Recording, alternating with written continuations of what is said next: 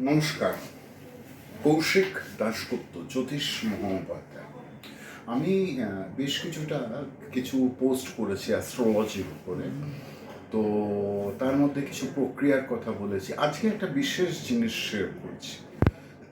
যারা পাবলিক ডিলিংসে থাকেন, যাদের অহরহ মানে লোকজনের সঙ্গে একটা যোগাযোগ হয়, যেরকম লয়ার, ডক্টর, অ্যাস্ট্রোলজার, এরা কি হয়, অনবরত লোকের সঙ্গে যে এরা মোলাকাত করে, লয়ারদের ক্লায়েন্ট, ডক্টরদের পেশেন্ট, অ্যাস্ট্রোলজিদের জজমান, এরা এরা অহরহ নেগেটিভ ভাইবস গ্রহণ করতে হয় তাদের।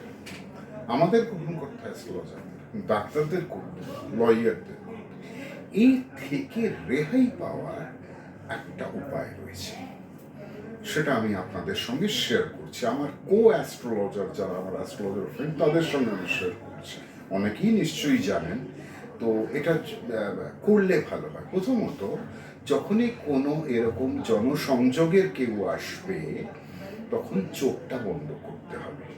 করে প্রথমে বাবা, কথাটা চিন্তা করতে, নিজের বাবা জীবিত বা না থাকলেও, তারপরে মা, তারপর ইষ্টদেবী বা দেবতা, এই তিনজনার প্রতিচ্ছবি ভিতরে ইনওয়ার্ড আইতে দেখে নিতে হবে। এবার কি হবে, তারপরে ভগবান, ইষ্ট দেবী বা দেব যা যে আছে, শিব, কালী, দুর্গা, যে যাকে পছন্দ করেন, শ্রী গণেশ, তাকে বলতে হবে যে দেখুন, হ্যাঁ দেখো বা দেখুন, যাই যেরকম বলে, আমি আমার কিছু বলছি না, আমি তোমার কথা বলছি। আমার যে ক্লায়েন্ট বা যজমান, যে পেশেন্ট আছে, তার ভালোটা আরো ভালো করো, খারাপটা দূরীভূত করো। তাহলে কি হলো, অটোমেটিক্যালি সুপ্রিম অথরিটির উপরে আপনারা ছেড়ে দিলেন নিজের মতো। তাহলে নিজেকে রেহাই দেওয়া হলো। আর কি হয়, সবসময় জ্বালানো যায় না। কর্পূর জ্বালালে তার একটা পজিটিভ এফেক্ট আছে। যদি না জ্বালানো যায়, গুঁড়ো কর্পূর একটা ছোট পাত্রে রেখে দেওয়া দরকার। এটা নেগেটিভ ভাইবস কিছুটা টেনে নেয়।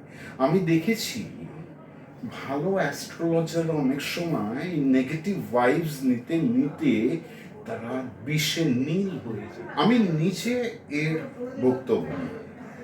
আমি আমার 2023-এ আমি হসপিটালাইজড হই।